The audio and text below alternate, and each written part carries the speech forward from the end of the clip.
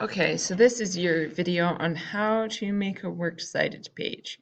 So first off, this is Purdue OWL again, and this is a sample works cited page. Works cited, then you have the sources. Notice this is called a hanging indent right here, like that.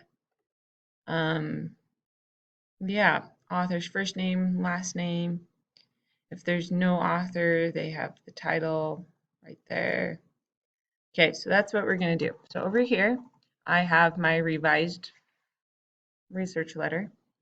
And you want to make sure it's about 2 pages. So this is a little over 2 pages because of this thing here at the top. But that was only for the rough draft writing workshop stuff. So I'm going to delete it. Now it is 2 pages.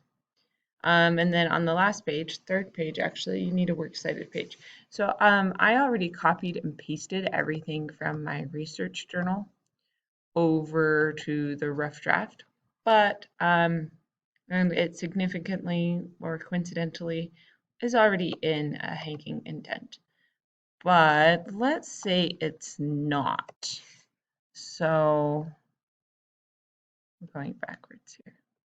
Let's say yours looks like this instead.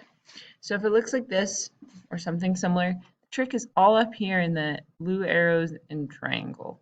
And so first, this is important. First, click on the blue arrow. Always click on the blue arrow first. You're going to slide it all over to 0.5.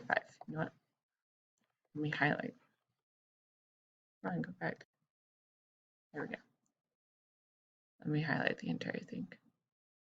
Slide the blue triangle over, and then you grab just blue rectangle. And it's kind of tricky. You can do it.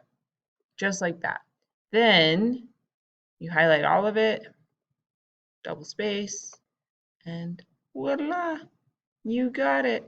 Okay, go through, make sure it has everything you want it to have. Make sure it looks like you want it to, that you have all the underlining. Remember, you need 8 underlining for every, yeah, at least 8 underlines. Okay, and this is what it should look like when you turn it in. We're going to take away the highlighting and stuff when you actually mail it, but yeah. Okay.